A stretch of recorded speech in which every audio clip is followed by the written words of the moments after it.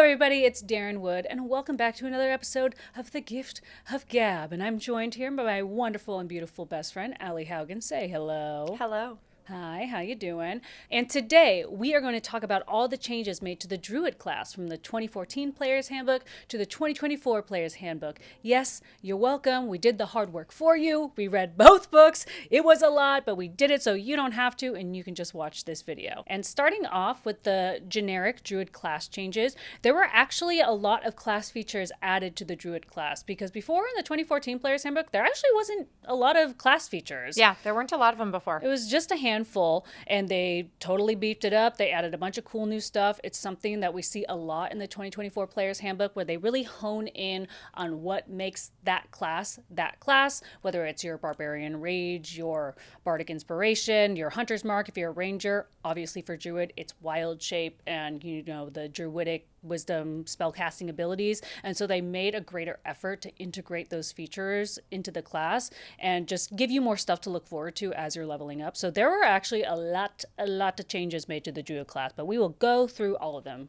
for you. So something they did with Druid and other classes, you'll see they did this with Cleric as well, is they kind of gave you a choice really early on when you're choosing Druid. What direction do you want to go? Do you want to be more magical oriented? Do you want to be more combat oriented? So with Druids, they gave you Primal Order is a feature added.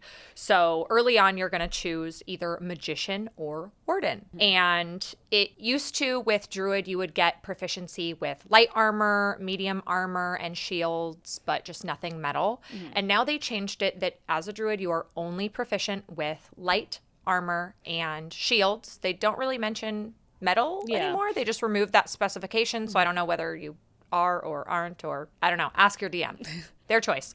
And you are only proficient now with medium armor if you choose the Warden option. The no mention of metal is interesting.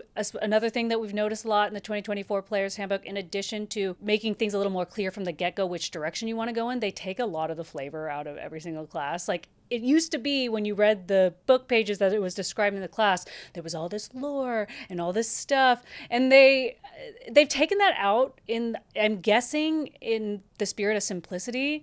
But it's one of those things I'm really torn about, because yes, it's good. It makes it way easier to understand when you're reading this really word-dense page and you just kind of want to get to the information that you're going to find useful when you're building a character. But also, there are certain aspects of each class that differentiate it from other class.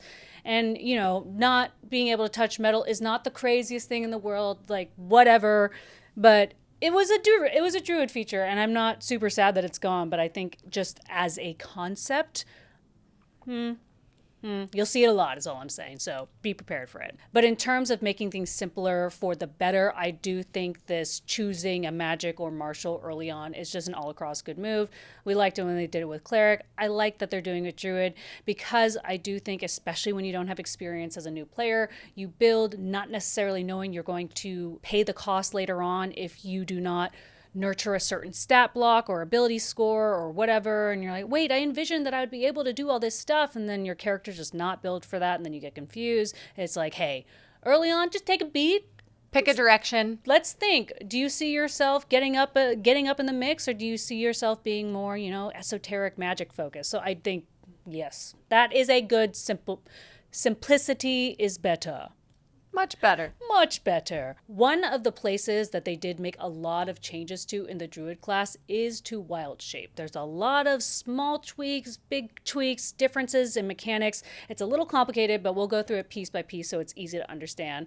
But first and foremost, a good thing, you get more Wild Shapes now as you level up. So they scale with level. You get 3 at level 5 and then 4 at level 10, and then that's the max you can get. You used to be only to get 2 your entire time you're a Druid, so great. That's great. Think that's wonderful. Again, them doubling down on that's your thing, do your thing. Yeah, I'm going to give you more opportunities to do the thing that your character is built to do. And in addition to that, they made everything in general just a little bit easier, making using it easier. It's a bonus action now, not an action. You can regain, used to be able to, this is hit or miss. You used to be able to regain both of your wild shape changes at a short or long rest. Now you can only get one on a short rest, and then you get both at a long rest. So that's a little bit of throttling. I'm not exactly sure why, but the big one, the one that everybody likes, is you can speak now in beast form. Yes. I think a lot of DMs allowed you to do that anyway, because it makes for such clunky gameplay if you have one person at the table that's a bear and just grunts or roars the whole time. Can't communicate anything with what they want to do or what they're trying to say, or has to come out of their beast form. You still can't cast spells, to be clear. They're obviously in the subclasses, you get opportunities to choose, if you choose the right druid subclass, to do this, but as a generic druid, you still can't cast spells if you're speaking. So if you thought that was a loophole, it's not, but you can talk. You can talk now. That was for the rule sticklers. They were like, don't take this so seriously. Have some fun. You're a bear, you can talk. If you want to You're magic. Yeah. If you want to tell someone you can see something from a distance, you don't have to come out of beast form and be like, hey, it's there. Do charades as a bird.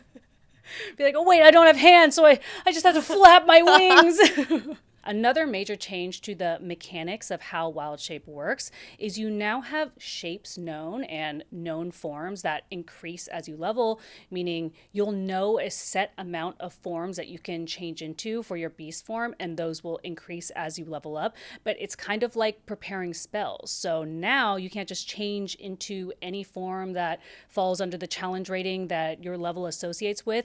It is now limited to a certain amount of forms that you then will choose and prepare as if they were spells. So it used to be that the level of beast you transformed into was determined by your challenge rating. And it also was like no fly speed, then you'll get a fly and swim speed later on. That's basically the same, except there's no swim speed restriction anymore in earlier levels. So to give you an idea of what that will look like, you get 4 known forms at level 2, 6 at level 4, 8 at level 8. You can switch out these forms every long rest with another eligible form. So it very much is like preparing spells, but the good thing is you do get to change them every single long rest. So you'll have an idea. You're like, okay, I'll bring these 6 beasts with me into combat, and hopefully one of them will work. But it does severely limit the amount of forms you can change into, which I do think overall is a better way to do it. I don't know. Okay, this is again one of those things. They made it simpler and easier to use, because imagine we have all played either as a druid ourselves or with someone who's new to being a druid, and it comes time for it to be your turn. You want to use beast form. You don't know what beast to turn into. Then you're flipping through the monster manual. Then you're like, what's going to work best? What's going to work best? Hold on. What's their stat block? I don't know if I want to blah, blah, blah. And it severely slows down gameplay and action, all that kind of stuff. And now it makes it simpler because it's like a prepared spell list. You can make little cards. You can be like, here are my 4 known forms. It's either going to be 1, 2, 3, or 4. I know these stat blocks pretty well. You can just jump right into it. But exactly. But then you get less these. Another case of simplifying it and kind of reducing flavor, I suppose. Yeah, you do have less options, but I think that simplicity is better for efficiency. And like you said, for new people playing druids, to just have, these are the shapes that I know, being able to pick out of them and not having to choose from every animal ever that is within a certain challenge rating. Because I think that's where it was more complex, is having to look up the challenge rating for each of those animal options in order to be eligible. That's true. And I think it does. You're right. The challenge rating thing could get a little bit confusing, and it could make it even slower, make it even clunkier. But I do, again, this is something that's going to come up a lot, so we're going to comment on it a lot. It simplifies it, but at what cost? But at what cost? It will be way easier and more efficient. But yeah, some of us love the cost. But maybe this is probably one of those things too that can be DM specific. If they allow you to choose more forms, whatever, or they want to be a big stickler about it. But all in all, there's that. You have to prepare your forms now, and you can draw them from the stat block in the back of the book. There are slight tweaks, not that big of a deal. You get swim speed earlier now as one of the forms, so they allow you to have a swimming beast form earlier on than you used to be able to. But you still get fly at level 8 like you used to. So, huge change. Now, when you transform, you no longer get the beast hit points. So it used to be where you transform into the beast and you start out with their hit points, and once those hit points are reduced to 0, you go back to being your original druid, and you have your hit points that you had prior to transforming. Now you don't. Now you keep your Druid hit points, and you do get a temporary hit point bonus, but that is equal to your Druid level. So starting at level 3, you wild shape and you get 3 extra hit points. This is huge nerf. This is a major, major, major nerf. Yeah. I wonder why. This is crazy. Because, well, okay, I'm not gonna lie. Hey, lock me up. I am guilty of some Druid fuckery, turning into like a T-Rex and stuff, and being like, I have 100 hit points, because you would get the beast hit points, and then of course still like whatever damage that killed the beast would then still transfer over to you, so there was still a cost.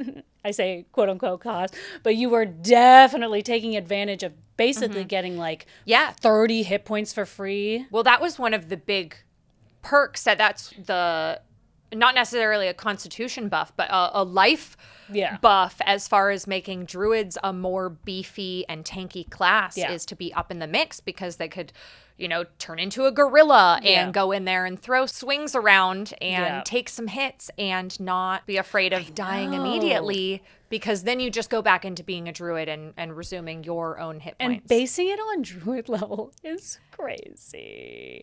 Okay, just to jump the gun a little bit, you get a bonus if you do decide to do the beast master or whatever druid. You do get a slight bonus, but it is still based on druid level. And best case scenario, you're like level 15 and it's 15 hit points. Yeah. I mean, honestly, when you're at low level, your beast shapes were kind of squishy anyway. So what? You're a rat with 1 HP, so immediately you come out of rat wild shape. So at least now you can stay. So they did clarify that you revert back to your druid shape when you are incapacitated. So or you die. Or you die. But I think that means that, if you are a snake and you take more than 1 hit point of damage, you don't turn back into a druid. You still maintain that shape. So you can kind of, I guess, fake it for longer if deception was your jam, or if you are in a tight spot physically and you need to be that small little guy. It does give you more options to act as an animal and to keep the beast benefit. You don't immediately come out of wild shape when you take healed as 1 hit point of damage. Yeah. So I do like that. I like preserving the option at those low levels, or those really weenie creatures that were the lower challenge rating. That's true, because if you didn't want to do some snaky, ratty things that are just squishy little guys, you get stepped on and suddenly you're like, oh, I'm an elf again. That's a benefit. You're swaying me. So I see the appeal. I see the logic behind the change. I just still, when you get those higher levels, and like you said, being a T-Rex or something that's a tanky animal that's out there, and those hit points were really valuable to have that on top of. Or is it a T-Rex or is it a brontosaurus? I can't even remember. Whatever it is, it was a dinosaur. But man, you know what? You're slightly convincing me, because I do think that allowing you to stay in the animal form longer, be healed as that animal, then creates more opportunities for you to perhaps use your wild shape more outside of combat. Yeah. So and not waste it, that you were a bat for 3 seconds. Yeah. And then, I think I've heard a podcast where they're playing like that, and I'm flying as this. I took 1 hit. Yeah, exactly. Now I'm me running down the hallway. Yeah, no, that's a really good point. Being able to do more as that animal, and being able to fly, sneak, swim, whatever it is, get away, do something, encourages people to think outside of combat and use druid more. All right, I'm convincing, but I'm still going to miss those gorilla hit points. Yeah, I don't even know how much. It's certainly going to change the dynamic of what that wild shape was used for. Yeah, that's crazy. That's crazy. Is it crazy or is it good? Hey, what do you think? Druids in the comments, please let me know how you feel about this one, because this one, it's got my little heart torn. So, and now at level 2, you get a wild companion. Again, this is something we see in a lot of the 2024 Player's Handbook. They added a lot of features to make you more mobile, more agile, but they always seem to add a little guy spell. You get a little guy. You get a little buddy. So many little guy features. They really listen to their community, and they're like, you stupid little fucks can't stop bringing little guys around with you. You love it, and you're Have right. some friends. We do, and so there are so many little guy features in the 2024 Player's Handbook, and this is one of them. Level 2, Wild Companion. You summon a nature spirit that assumes an animal form to aid you. As a magic action, you can expend a spell slot, or you can use a wild shape use to cast the Find Familiar spell without any material components. But when you cast the spell in this way, the familiar is Fey and disappears when you finish a long rest. So I think, yeah, fair. And also, of course, I like when I was first reading this, I actually was looking back through all the Druid. I'm like, this had to have been a thing that was available before us. Surely the animal companion or the beast companion Druid class had this, but I think this is completely new based on my readings. Yeah, they give you a little guy now. Yeah. Which you're right. I think makes total sense is for a druid to have a little companion, as well as also the opportunity that they give you that option to cast it as a spell slot and have a little fey creature. Yeah. Because if you're a nature wizard, essentially, wouldn't you have little guys? Mm-hmm. Classic. Makes a lot of sense. So keeping consistent with what they do with a lot of other classes is we've noticed that they give you the opportunity to trade this for that to keep your thing going. So at level 5, you get Wild Resurgence, which means you can use or expend a spell slot in order to get another use of Wild Shape. Yeah, we see this all over in every single class, which I think is great. Mm-hmm. It just gives a little bit more flexibility. It's not like, oh, shucks, too bad, can't do the thing you want to do anymore. It's like, I think it is also one of those things that at tables most DMs would negotiate with, be like, all right, if you want to give up a spell slot, I'll let you do one more wild shape. Yes. And taking some of those common negotiation DM homebrew rules. And, and it feels appropriate. Yeah. That's what druids do. At level 7, you get Elemental Fury, which is very similar to the Cleric Blessed Strikes, where you either get something magical or you get something martial. For druids, you get Potent Spellcasting, which allows you to add your Wisdom modifier to damage you deal with a druid cantrip. Or you get Primal Strike, which is just like once on each of your turns, if you hit with an attack, you can choose to either add lightning, thunder, cold, or fire damage, and it does an extra 1d8 of damage. So again, it's one of those things where you choose one or the other, so you don't get access to both and can't use them interchangeably, but you do still get the choice no matter what you chose before, if you would like to have more damage on your cantrips or more damage with your martial, melee, whatever those kind of attacks. Yeah, exactly. And what's cool with Primal Strike too is you can use that in beast form as well. You can use it with your beast attacks. And at level 15, Elemental Fury improves. So if you chose Potent Spellcasting, your cantrips, if they had a range of 10 feet or greater, they increase by 300 feet. Jesus Christ. 300 feet. 300 You got that feet. range, baby. That is some potent spellcasting. Well, I guess it is level 15. But dang, that's crazy. Absolutely. And then Primal Strike, your damage goes up from 1d8 to 2d8s. Yeah. Solid leveling up feature. Great. I think that's great. And again, I feel like these are just things that were missing from the previous druid class. Like these are small potatoes. They're not the biggest deal in the world. Being able to deal an extra thing of fire damage or being able to increase range on a cantrip, it's like it's not going to change the world, but it's cool. And it's really great to have something to look forward to instead of just be like, I chose a circle and that's it. Yeah. Druids were certainly lacking for sure. in these little features. And yeah, give them cool stuff. Level 20, there were some changes made to that feature. So it used to be that you got unlimited wild shape and you ignored the verbal and somatic components and costs for any kind of spells, both in natural and beast form. But now you get evergreen wild shape, which just basically means if you roll initiative and you have no wild shapes left, you automatically get one. You can also convert wild shape uses into spell slots, and each wild shape use equals 2 spell levels. You guys can do the math yourself. You get it. You can do this once per long rest. And you also get longevity, so slow aging. You age 1 year for every 10 years that everybody else ages. That's flavorful. It's both good and bad, I think, for me. Unlimited wild shape feels cooler. I think so too. But I think so, circling back with kind of the fact that you probably are able to no, because I guess at level 20 I'm going back on my point. It's a nerf.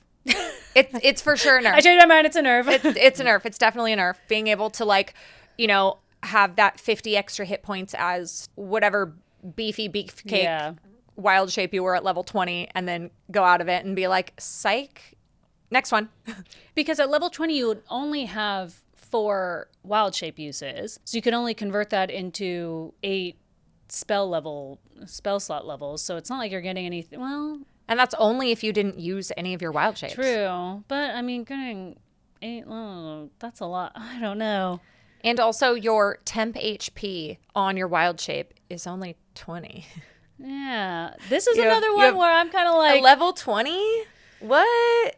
I feel like that should still be unlimited.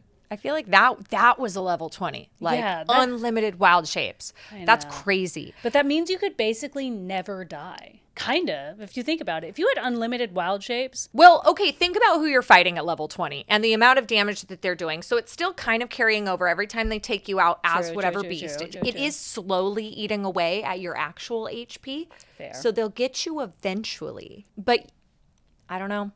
You know what? I've never played a druid at level 20. So whoever has, tell me. let us know, What do you 'cause think? this- How big of a again, nerf is this? this is one of those things where I am torn. I don't know if I like this, but I get it. It's not bad. It's fine. Hey, it's fine. It's okay. It's just okay. All right, getting into the subclass changes, we will go through them piece by piece and go over the differences for each one. We have 2 new Druid subclasses. Circle of Stars was added from Tasha's, but Circle of Sea is completely new. We'll go over those later, but we'll start with the ones you do know and love. We'll start with Circle of the Land. Yeah, so they made some changes early on. You don't get that extra cantrip early on. And you also don't get to recover your spell slots at a short rest. But you do get that later on. Yeah, I think like level 6.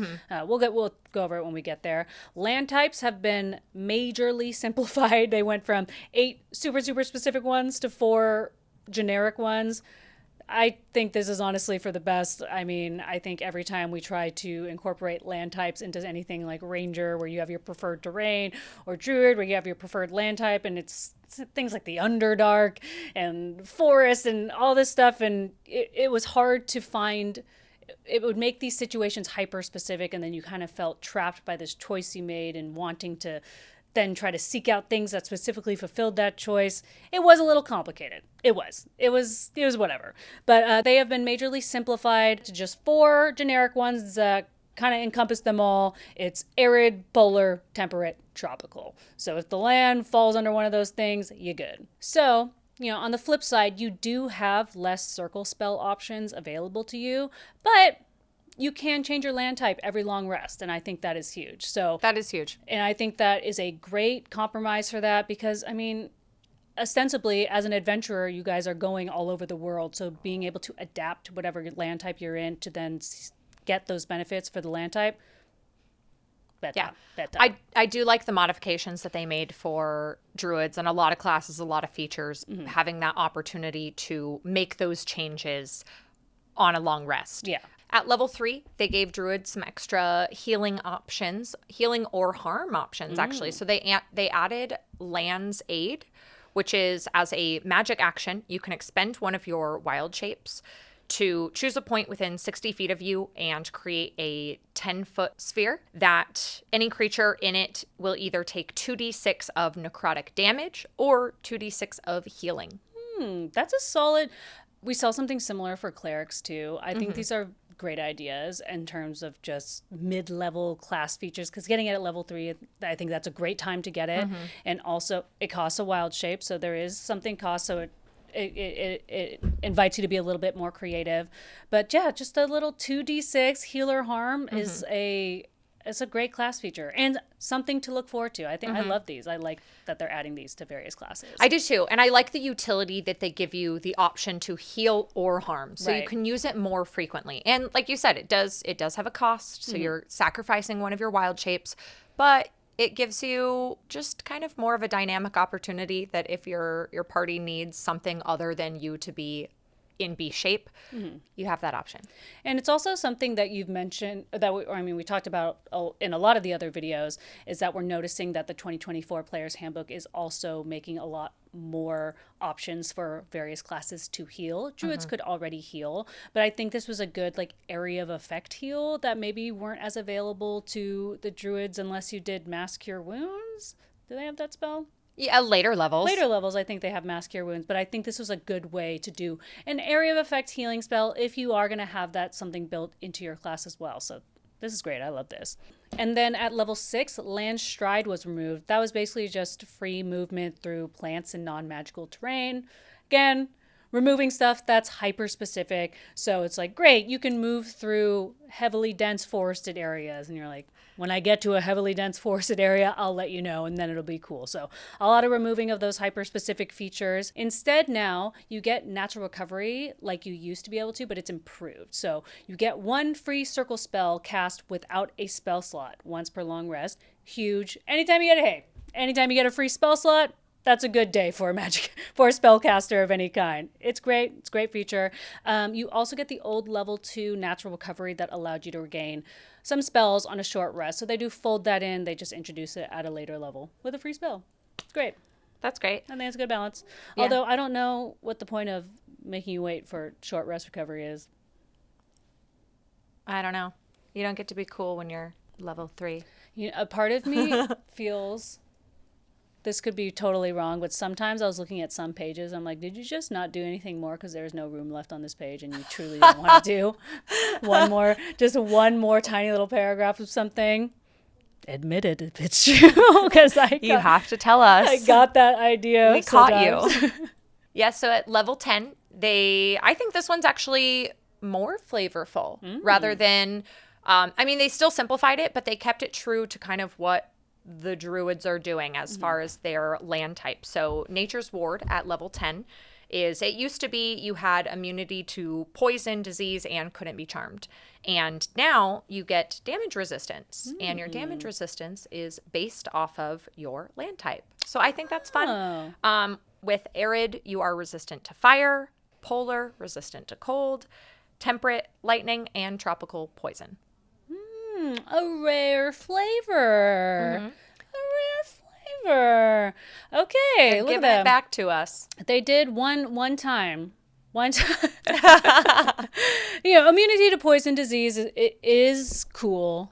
Can't be. You know what? Actually, I'm not gonna lie. The immunity to poison and disease stuff was taken away from a lot of. This is not the only place I saw this taken away, because monks also used to have an immunity to poison or disease in one of their class features. That was also taken away, and I was like, interesting. But yeah, I'm not mad at that at all. That is way more fun. I think that's great, and it feels right. It feels appropriate, especially because, once again, you're able to change these land types at a long rest. And so you still have fun rotation and utility from these different resistances that you're going to be able to have. Yeah, it's bringing in the fun of choosing something like an Elandrin. Yeah. And at level 14, Nature's Sanctuary was totally changed, but I think for the better. Used to be that beast or plant creatures had disadvantage on attacking you. They had to like make a wisdom save or something, and then if they were successful, they were immune for 24 hours for some reason. But yeah, again, hyper specific. If a plant creature attacks and you get one chance, they have disadvantage, and you have one chance to bat them off. Now it's a 15-foot cube of spectral trees and vines, already visually very, very cool. Within 120 feet of you, it lasts for 1 minute or until you're incapacitated or die. So it seems like it just goes on even when you're off doing other stuff. It gives your allies half cover in that area, and they gain your current land type resistance. That's huge. Yes. That's a big one. Yes. Wow. Is way to buff your party. That I think is one of the cooler features. Also as a bonus action, you can move it up to 60 feet as well, which is also great. Oh, that's also crazy. Yeah, it has like mobility and agility and your ability to give half cover and resistance. You're to like, guys. Yeah, you got that movement. You've got that buff for your party. I love it. Beautiful. Actually, I'm going to give, shout out to the Circle of Land changes. You made them more flavorful and cool. I'm happy. We approve. I'm happy. I'm happy. This gives me feeling. Yeah, I feel positive about this change. Other videos will be like, I feel nothing. I feel lots. I feel good. This is good. How do you feel? I feel good. I feel so good. All right, that's it for the Circle of Land changes. Now moving on to the Circle of the Moon. So as a reminder, Circle of the Moon is the subclass that beefs up your wild shapes. That's kind of the function of the subclass. So now you get an armor class boost while in your beast form. It's 13 plus your wisdom modifier. If it's higher than the beast's AC, that's good. And now this is where I mentioned earlier in the video, it would be beefed up a little bit. So as we all know, when you wild shape now, you just get temp HP equal to your druid level. If you choose Circle of the Moon, it is 3 times your druid level. That's great. That adds up. So not bad. Not bad. That can make you pretty beefy. Yeah. When you're a lower level, it's still like, I'm thinking like 3 times 3. I'm like, 9. But we're getting up to 10, 30 HP, not bad. 30 HP, not so bad. That is great. That's a 45. Here, let's do math together, guys. And then what's 3 times 2? You also get some new Circle of the Moon spells.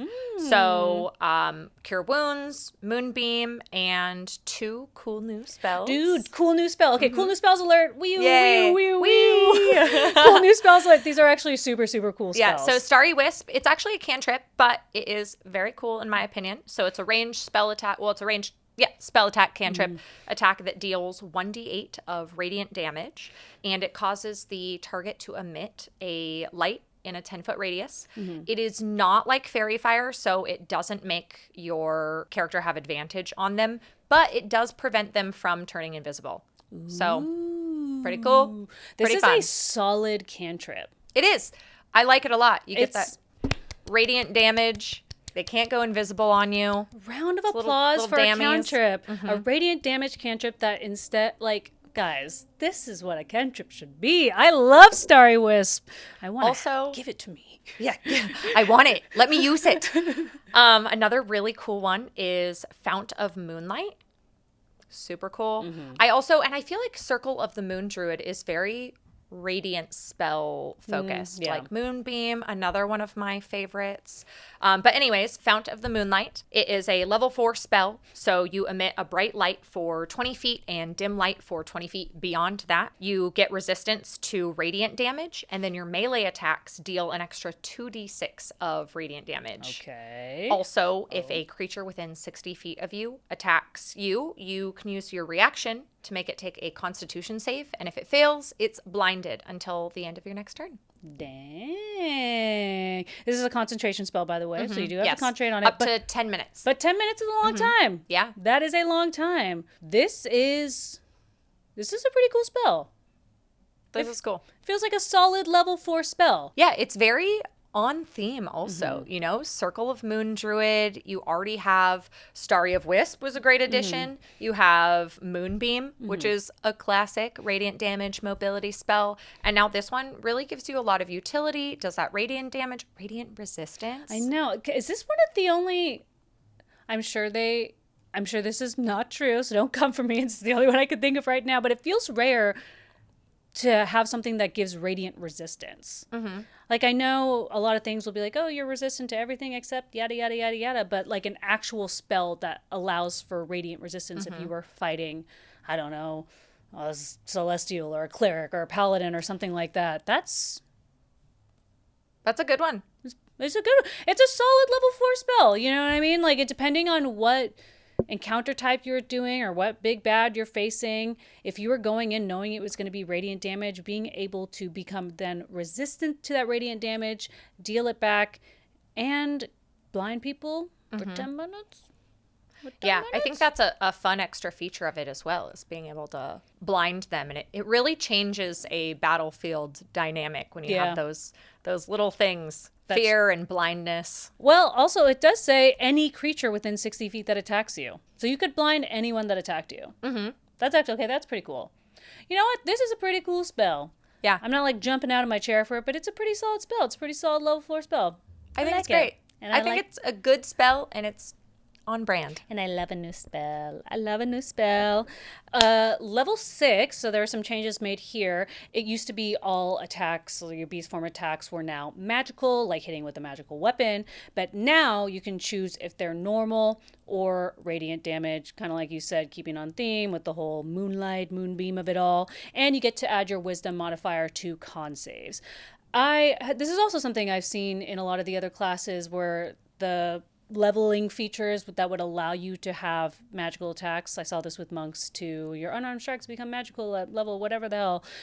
They removed that too. So I'm wondering if they're getting rid of magical weapon requirements. Yeah, maybe just removing the specification of that. I have a suspicion and I didn't look it up. Sorry. Someone in the comments tell me if that's what happened or not.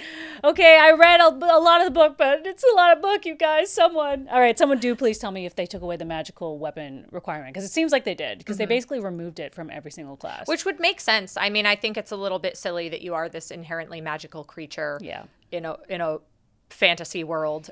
And they're like, your little sword didn't get blessed. That's a normal person sword. That's a normal sword. And they're like, but I got this sword in the Cave of Wonders after like completing this trial from this wizard. And they're like, no, it's not just magic. The sword, just the sword. So level 10, they made a change. You used to be able to turn into an elemental, which I think is really cool. Yeah, I play a wizard in our campaign, and I love, one of my favorite spells is Summon Elemental. I do that all of the time. I love getting to play as that elemental as well. Everyone, tell everyone what your elemental's name is. Oh, Windy. Because it's an air elemental. Air elemental, classic. My favorite. little Windy. Now they changed it to Moonlight Step. So it's basically like a druid version of Misty Step. So they, a theme that we keep seeing is that they like to give a little bit more mobility in this. So yeah, you get that mobility and you can use it a number of times equal to your wisdom modifier. And you can renew this ability by expending a level 2 spell slot. Or replenishing after a long rest. Yeah. Kind of like everything else in this book. This, fuck this change. Come on. That's a big difference. That is a big difference to take away turning into an elemental. I mean, elementals, so Windy has 90 hit points. That's crazy. And 2 slam attacks at, I think it's 2 D8s if you hit. That's pretty useful. And now you get Misty Step, more or less. Druid mobility. To be fair, level 10's kind of low, I guess, to be able to turn into an element. But I don't even know, actually. I don't know. I hate this. I hate this. It's a hard and weird nerf. Yeah, and it's like not even the same. It's totally different, and it's one of those things where, God, they love giving people Misty Step, Lil Guys, and healing in this 2024 Player's Handbook. They can't get enough. And they won't stop. But then I feel like turning into an elemental was so druid. And to take that away, to just give you Misty Step, you used to be able to just get Misty Step if you, I don't know, did something feat. Yeah, took a feat or did Fey Ancestry or something like that. But now it's like, oh, congratulations, you got Misty Step at level 10. It's like, I would have got it some other way, maybe. I'm not. Hey, I love Misty Step. I love Misty Step. Do I love it more than being able to turn into an elemental? I don't. Guys. I don't. That was so cool. And you're a druid. You turn into things. You're elements. No, I don't like it. I don't like it. I think it's not fun. I think it was a change made for simplicity, but not for the good.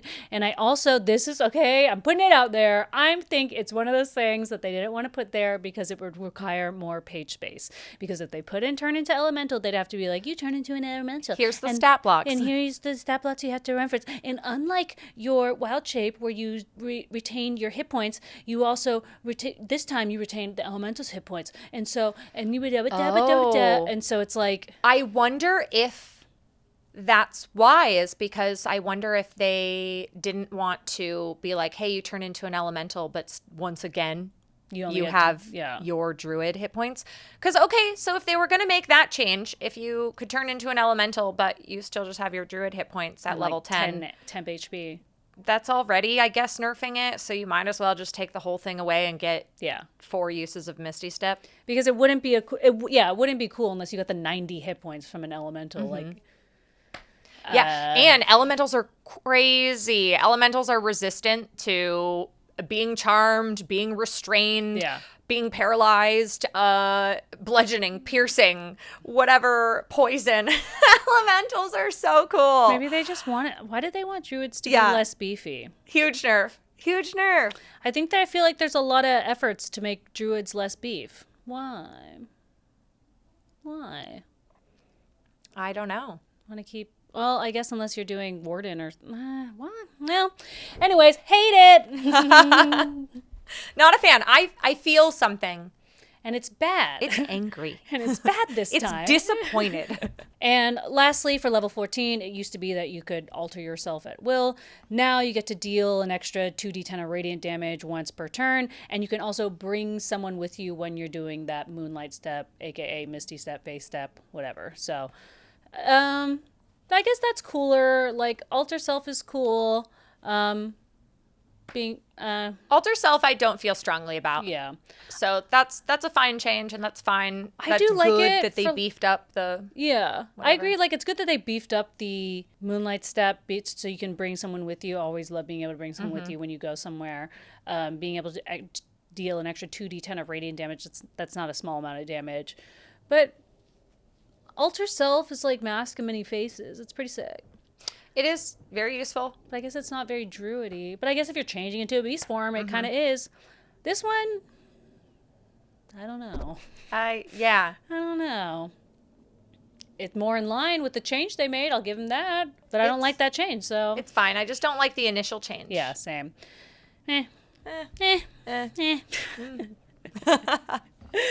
Okay, moving on to the next subclass, Circle of the Sea. This one is completely new, not from any of the other supplements, and it's a sea class. People love the ocean. They love having their ocean stuff, so they listen, and it's as you guessed it, it's a lot of sea-based swimming kind of stuff. We won't get into too much detail. You can go look it up if you want to. Level 3, you get this thing called like Emanation, and it's basically like a shield that also does damage. And as you level up, the Emanation gets bigger, and then you get a fly speed, and you get resistance to sea stormy kind of stuff like cold, lightning, thunder, and then at level 14 the emanation gets even better, and then you can include other people in your emanation and protect them. So it's very emanation based, and you can look into it if you're really into emanations and storms on the sea, then this class is for you.